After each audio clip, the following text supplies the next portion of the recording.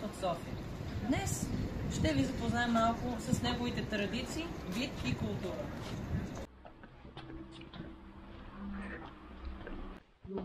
Здравейте! Здравейте! Здравейте, аз съм Виктор. Приятно ми е. Аз съм дядо Николай. Аз съм Христо. Христо и Виктор. Да, благодарим ви. Да, здравейте. И имаме проект, с който Разкажем за нещо характерно, някакъв обичай или традиция на дадено място в България. Ние избрахме керамиката. в Троян. Ами е столицата на керамика. Какво да ги лъжим сега? Казваш това, което е. Те записват.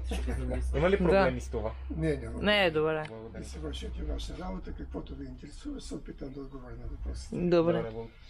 Първият въпрос, от който искаме да разберем отговора, от кога се занимавате с изработването на керамика?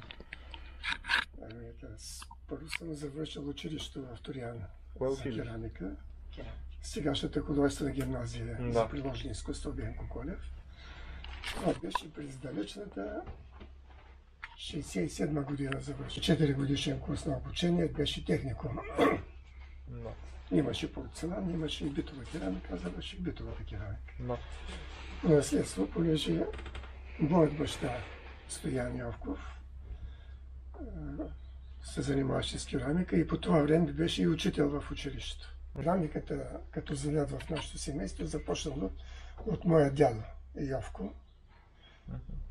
От него баща ми Стоян Йовков, аз съм третия поред поколение Николай Йовков.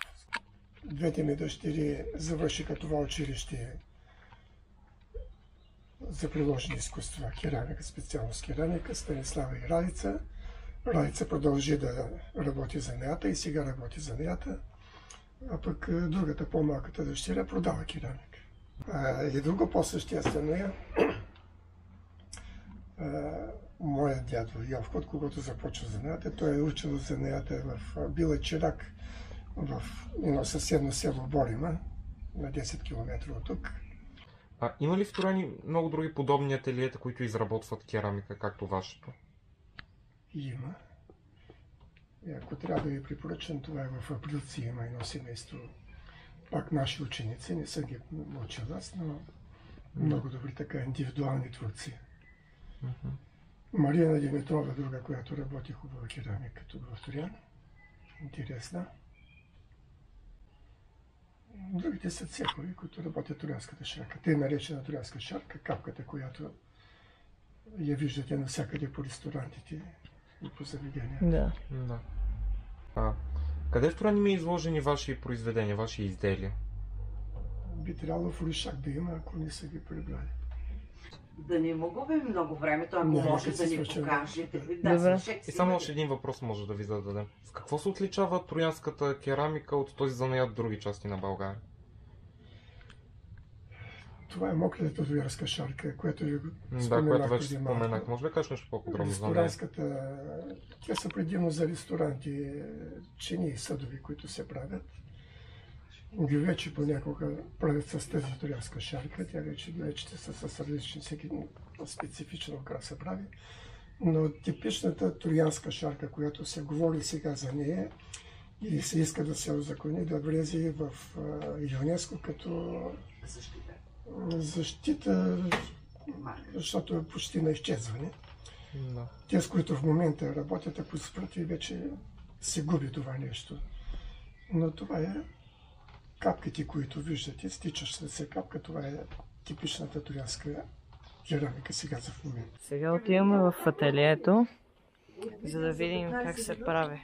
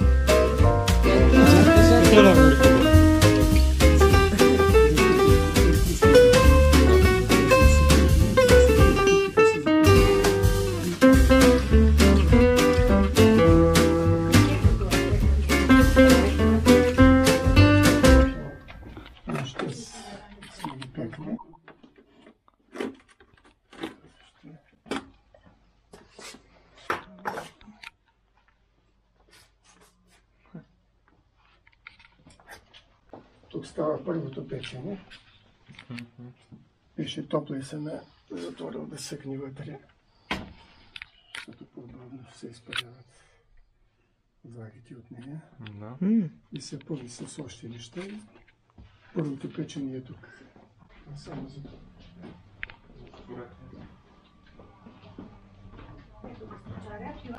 Много повече са външните организми, които са външни дела, които застават в нашите страни, те са отговорни за множество физиологични процеси, за множество болестни опити, за множество физиологични процеси, за множество болестни опити, по кратки казва всички болести започват в червата. Така че когато ние сведем на толкова индивидуално ниво, т.е. изследваме конкретните физиологични показатели и тогава адаптираме храненето спрямо това, което сме идентифицирали като персонално изследване, тогава наистина храненето на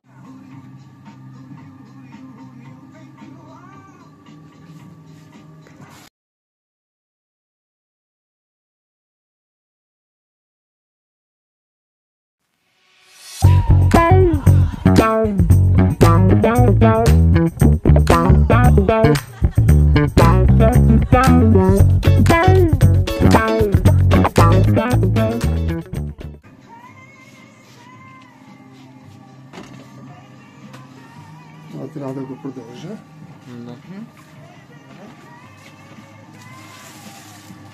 Ще видите как става.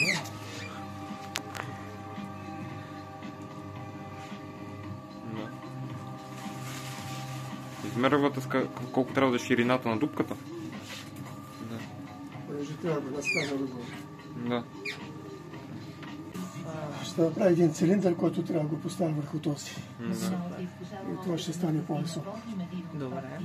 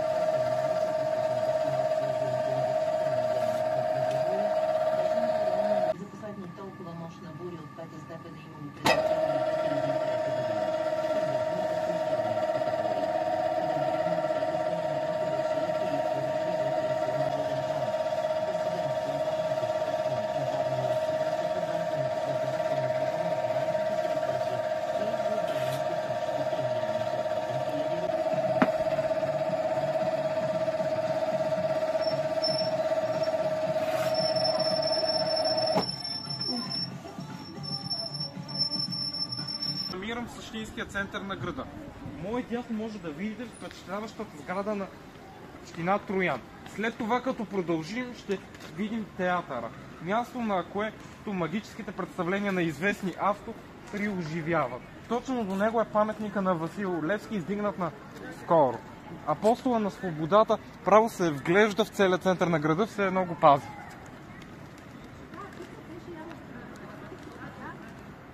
Този път сме до къщата музей на Иван Казийски, национален и европейски учен, баща на народопсихологията в България. Троянци са изградили този паметник и този музей в негова чест. Всъщност той е създаден от негови съграждани, впечатлени от неговата дейност. Сега пък се намираме пред музея на народните художествени занаяти и приложни изкуства. Място, на което са хранени различни керамични съдове и дърворезби. Още от първо българско царство, тракийско време, римско време, че дори и комунистическо. Много интересно да се разбере всъщност как тези символи се вплитат, че да се даде нов тласък и нов облик на различни видове изкуства. Tell me I'm the one you want. Tell me I'm the reason your heart beats and it won't stop. I wanna be the feeling you went after all your life. Maybe is it too much to ask for a love just like that? The kind that never goes away. See forever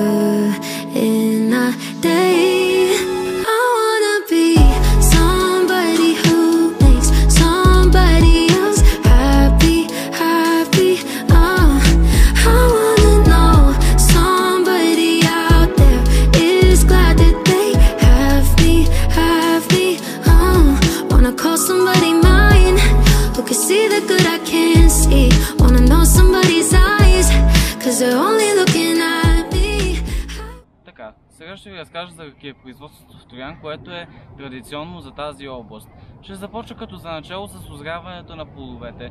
В Троянско сливите започват да растат от месец август и приключват някъде, особено към месец септември, в планинските области, може и през октомври месец. Те като озреят придобиват или червеникаво-виолетов цвят или синьо-кобалтов.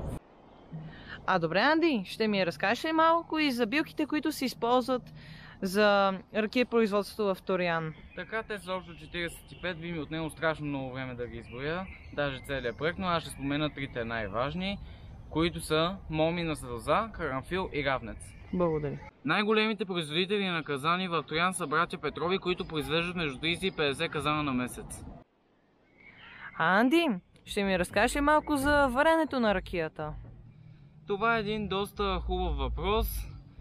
По принцип се вари, като цяло се вари сливовата каша между 100 и 300 литра в един огромен казан. Казанът има удължение ръкав, на чието край има сливова казанова лула, през която се оттича сливовия сок. Сега ще ви разкажа за овощарството, подбора на сливите за ракия и ферментацията. Овощарството е главният доход на пари за града, като от сливи по принцип се събират между 60 и 80 милиона лева. Подборът на сливите за ракията е, че по-хубавите сливи, големите, озрелите, зелените, черно-виолетовите се подбират за по-хубава ракия, докато зелените за по-гадна. Както се казва, в Троян храна не се хвърля, грях е да се хвърля храна. За ферментацията, те всички сливи се затварят в каца и общо взето това е процес, който продължава между 13 и 14 дни и се отделя пяна, огромно количество пяна в сливовата каша. Като за финал на този прекрасен проект ще ви разкажа малко за по-специфичните съдове, в които се пие ракия. Когато се пие, тя се пие директно от бъчвите, се пие от фунии. Тук интересен съд, например, е двойният сватбарски бардук, който е два с бардука слепени като един и има специфични украшения. Другото, което е специфичната греена ракия, се пие от бакърени котленици. Благодаря на след което сега благодаря на всички за отделеното време и на моите приятели за този прекрасен проект.